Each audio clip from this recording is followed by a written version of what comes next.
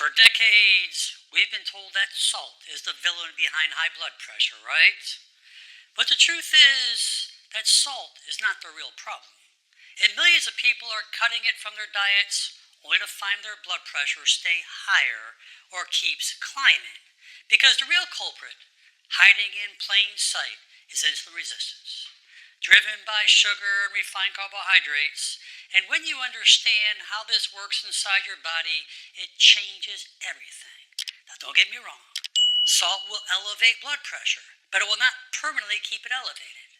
I want you to imagine your arteries like flexible garden hoses that can expand and contract every beat that the heart makes. But when insulin is chronically elevated, those hoses stiffen like old brittle pipes because insulin suppresses nitric oxide, the very molecule your body relies on to relax and dilate your blood vessels.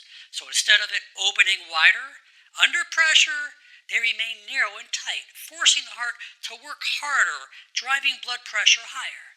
And at the same time, high insulin tells your kidneys to hang on to sodium and water. So even if you're cutting salt at your table, your body is still trapped in this fluid retention.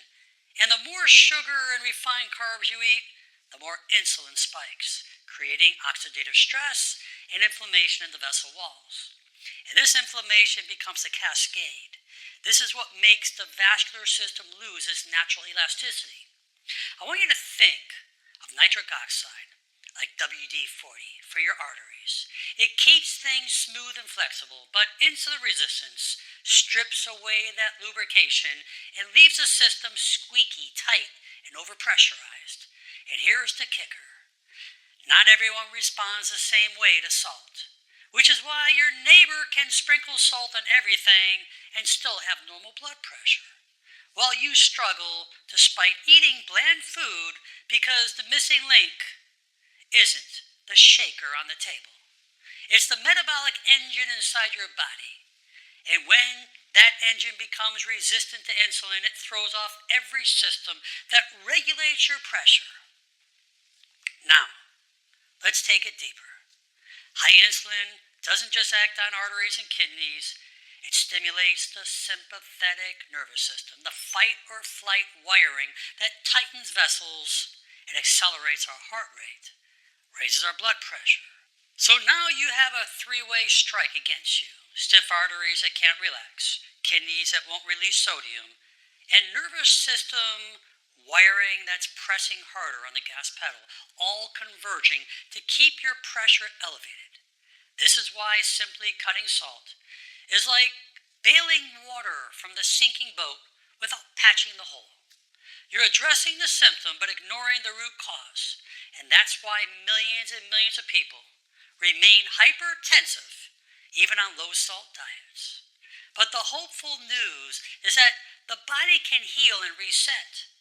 And just like a dried-out sponge, it can regain its ability to soak up water once it's restored. Your vessels can regain their natural flexibility when you restore insulin sensitivity. And you do this not by fearing salt, but by tackling sugar and processed carbs, by moving your body daily to activate GLUT4 transporters that pull glucose out of the bloodstream and lower insulin, by eating more soluble fiber that slows glucose absorption, by managing stress, because cortisol feeds into insulin resistance, and by giving your body breaks from that constant eating through fasting or time-restricted feeding, all of which help nitric oxide production return and allow your vessels to relax again. And there's no doubt that salt will contribute to elevating your blood pressure.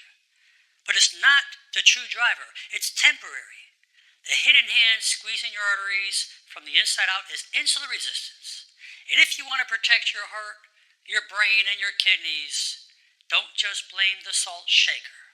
Focus on cutting the real culprit that's been overlooked, because lowering your blood pressure naturally starts with fixing your insulin. And that's the key that unlocks true vascular health and long-lasting results. So, start becoming more proactive, eat smarter, exercise, move your body, allowing that GLUT4 to bring in that glucose naturally into the muscles without insulin. I hope this video serves you well. Please share it with your friends and family. I wish you only good health and make it a great day. I'm Dr. Alan Mandel.